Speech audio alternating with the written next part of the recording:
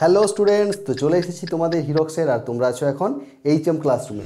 আজকে এই ঘর্ষণের ছোট্ট ক্লাসে আমরা মেনলি দুটো টপিকস নিয়ে আলোচনা করব। কি কি টপিকস নিয়ে আলোচনা করব? দেখো, এর আগের ক্লাস পর্যন্ত আমরা আলোচনা করেছি কিন্তু স্থিত ঘর্ষণ সম্বন্ধে। আজকে কিন্তু আমরা চলঘর্ষণের মোশন অর্থাৎ চলঘর্ষণের গতি এবং সেখানে কিভাবে গতির সমীকরণ হচ্ছে সেটা আমরা আলোচনা করব।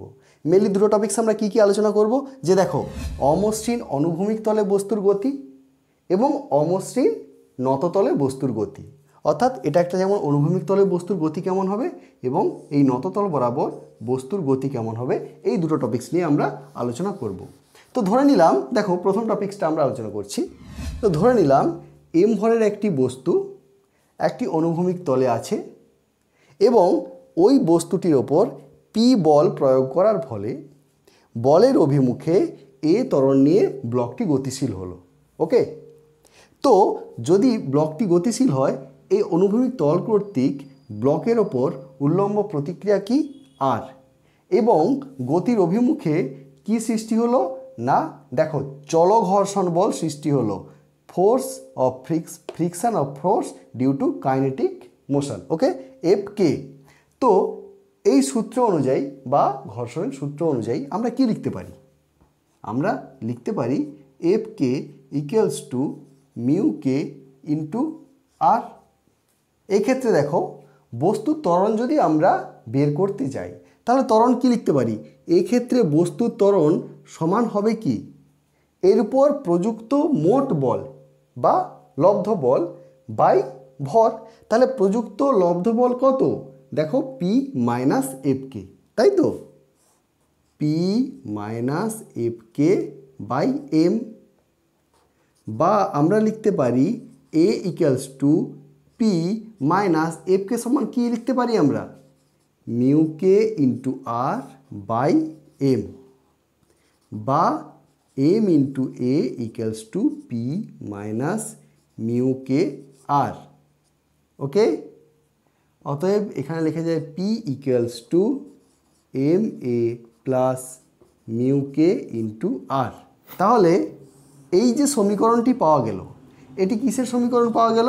যে দেখো, অমসৃণ অনুভূমিক তলে যে বস্তুর গতি হবে সেই গতির সমীকরণ পাওয়া গেল। সমীকরণ কি? P equals to M A plus mu K into R. তো অমসৃণ তলে নততলে বস্তুর গতি আলোচনা করার সময় আমরা ধরে নিলাম যে এম ভরের একটি ব্লক যার ওজন ডব্লিউ, সে কি একটা নততল বরাবর আছে, স্থির অবস্থায় আছে।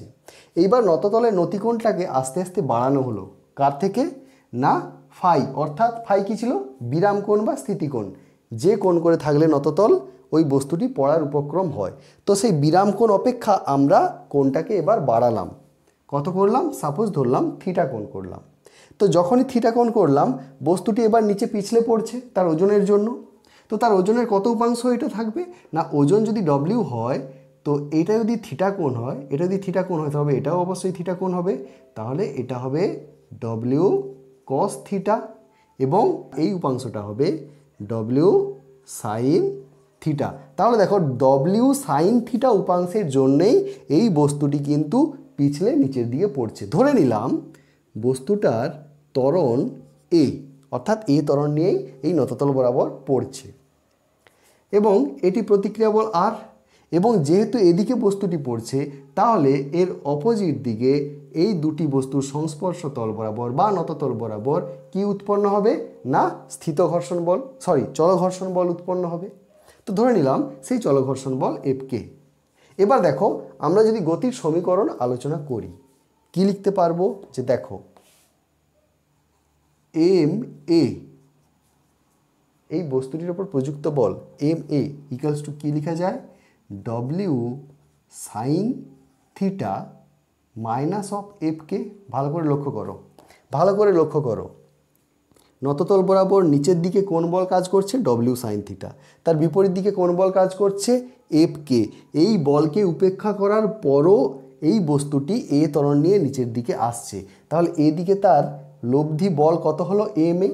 কার ফলে না, এই ডব্লিউ সাইন থিটা থেকে যদি আমরা এফ কে বাদ দিয়ে দিই তাহলে সেই বাকি বলটার ফল কি হবে না, এম এ। এবার দেখো এটা সাপোজ পেলাম 1 নম্বর ইকুয়েশন। এবার আমরা কি জানি, আমরা জানি এফ কে ইকুয়ালস টু কি, F K equals to mu K into R. তাহলে F K equals to mu K into R, R কী হবে একটু ভালো করে লক্ষ্য করো, R equals to W cos theta. Okay, W cos theta. তাহলে আমরা লিখতে পারি mu K W cos theta. তাহলে আমরা 1 নম্বর থেকে আবার কি পাবো, 1 নম্বর থেকে পাবো আমরা যদি এই এফ কে এর মান বসাই তাহলে পাবো দেখো M A equals to W sine theta minus of mu K W cos theta. বা দেখো আমরা লিখতে পারি এম ইন্টু এ, ডব্লিউ জায়গায় যদি আমরা লিখি M into G. Okay, W equals to M into G sine theta minus of mu K into M G cos cos theta. Okay, বা লেখা যায় দেখো M into A equals to M G into sine theta minus mu K cos theta.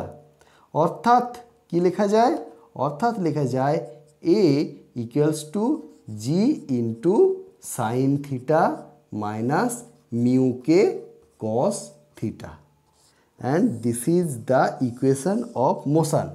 তাহলে কোন গতির সমীকরণ এটা, না যখন একটা নততল অমসৃণ নততলে একটি বস্তু আছে এবং ওই নততলটির কোণ যখন বিরাম কোণ অপেক্ষা বেশি তখন ওই বস্তুটির যে গতি হবে সেই গতির সমীকরণ হবে A equals to G into sine theta minus mu K cos theta. আচ্ছা এবার দেখো যদি এই নততলটা খুব মসৃণ হয়, খুব মসৃণ, তাহলে এফ কে ইকুয়ালস টু 0। কি যদি খুব মসৃণ হয়, তাহলে এফ কে ইকুয়ালস টু যদি 0 হয়, দেখো তো এই ইকুয়েশন থেকে আমরা কী পাবো, হয় মিউ কে ইকুয়ালস টু 0। তাহলে আমরা কি পাবো এখানে, এ ইকুয়ালস টু কি না জি সাইন থিটা। ওকে, মানে এফকে আমরা যদি এদিকে খুব মসৃণ হয় তাহলে আমরা এফকে 0 অর্থাৎ মিউকে 0 পাচ্ছি, অর্থাৎ কি পাবো A equals to G sine theta. তো আশা করি আজকের এই যে দুটো টপিকস তোমরা বুঝতে পেরেছো। তোমরা যদি বুঝতে পেরে থাকো কমেন্ট সেকশানে অবশ্যই জানাও। তো ফিরে আসছি এর পরবর্তী ক্লাস নিয়ে। সবাই রেডি থেকো, সুস্থ থেকো, ভালো থেকো।